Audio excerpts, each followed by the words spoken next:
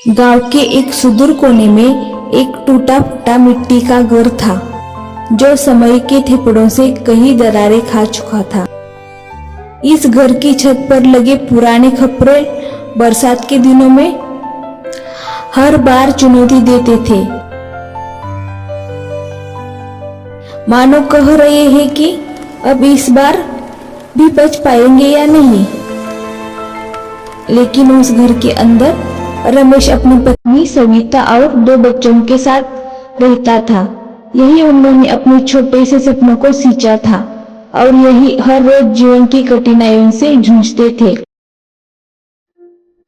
रमेश एक मजदूर था। वह रोज सुबह सूरज उगने से पहले उठता, अपने फटे पुराने कपड़े पहनता और किसी के खेत या निर्माण स्थल पर काम की तलाश में निकलता। उसकी जेबें खाली थी, लेकिन दिल में अपने बच्चों के लिए बेहतर भविष्य का सपना संजोए हुए था। सविता उसकी पत्नी भी कम मेहनती नहीं थी। वह गांव के कुछ घरों में बर्तन मांजती, झाड़ू लगाती ताकि 2 वक्त की रोटी का इंतजाम हो सके। एक दिन रमेश शाम ढलते ढलते घर लौटा। उसकी चाल में भारीपन था, चेहरे पर चिंता की लकीरें थी। सविता ने उसकी थकी हुई आंखों को देखा।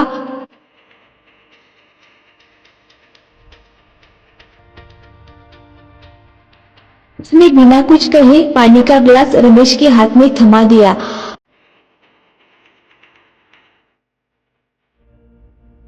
और हल्की आवाज में पूछा, आज बहुत देर हो गई, सब ठीक है ना? हाँ सविता, आज काम खत्म करने में देर हो गई। मालिक ने कहा था कि खेत की बुवाई पूरी करने के बाद ही घर जाना, सो रुकना पड़ा। हाँ, आप आराम कीजिए, मैं खाना लगाती हूँ। घर के एक कोने में बच्चे बैठे थे जो अपनी पुरानी फटी हुई किताबों में सिर झुकाए पढ़ाई कर रहे थे। टिमटिमाती ठिबरी की रोशनी में उनकी आंखें चमक रही थी। रमेश ने बच्चों को बड़े प्यार से पूछा, पढ़ाई कैसी चल रही है बच्चों? रानी बोली, बाबा, मास्टर जी कहते हैं कि अगर मैं अच्छे से मेहनत करूंगी तो अच्छे नंबर ला सकूंगी।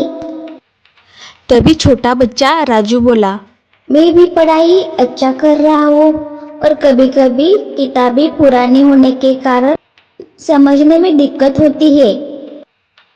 तभी सविता आती है, बच्चों, तुम्हारी मेहनत तुम्हें आगे बढ़ाएगी।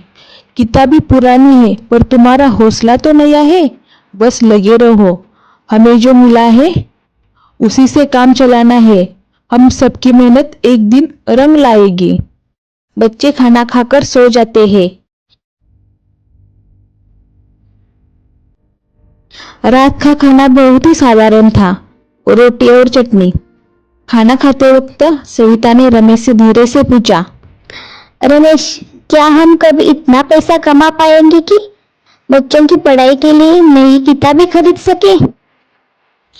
सविता, ईश्वर पर भरोसा रखो, हमारी मेहनत एक दिन जरूर रंग लाएगी। बच्चे पढ़ लिख कर बड़े आदमी बनेंगे और फिर तुम्हें किसी चीज की चिंता नहीं करनी पड़ेगी। रानी ये सब सुनती है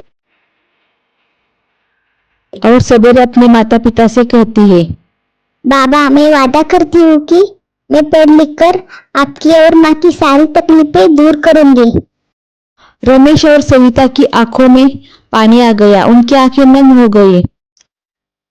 रमेश और सविता ने रानी को पास बुलाकर कहा, हमें तुम पर भरोसा है, तुम ही हमारी उम्मीद हो।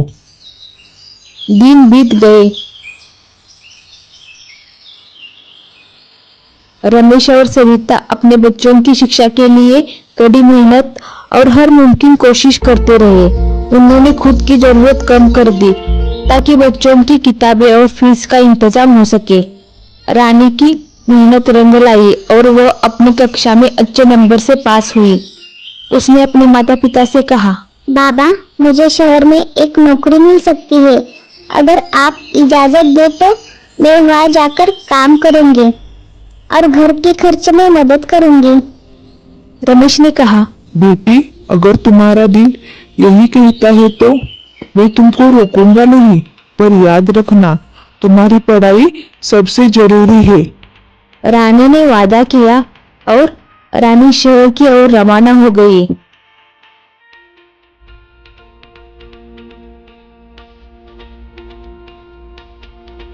वहां उसे एक छोटी मोटी नौकरी मिल गई, जिससे वो अपने घर के लिए पैसा भेजती। रानी की नौकरी से घर में थोड़ी राहत आ गई, लेकिन रमेश और सविता अपनी मेहनत करते ही रहे। राजू ने भी इंजीनियरिंग की पढ़ाई पूरी की और गांव में लौटकर अपने माता पिता के लिए एक पक्का मकान बनवाया। जब रमेश और सविता ने उस नए मकान में कदम रखा तो उनकी आंखों में खुशी के आंसू थे। तुम सबने मिलकर हमारे सपनों को हकीकत में बदल दिया। मैं और तुम्हारी माँ अब निश्चिंत है। हमारी मेहनत सफल हो गई और ये सब तुम्हारी वजह से मुमकिन हो पाया। रमेश के घर में अब खुशियों का माहौल था। वे सब मिलकर अपनी कठिनाइयों को याद करते और इस बात पर गर्व करते कि उन्होंने मेहनत और हिम्मत से हर मुश्किल का सामना किया। इस तरह रमेश और सविता ने साबित कर दिया, गरीबी चाहे कितनी भी गहरी हो, लेकिन अगर परिवार के सदस्य एकजुट होकर मेहनत करें तो कोई भी रास्ता आसान हो सकता है।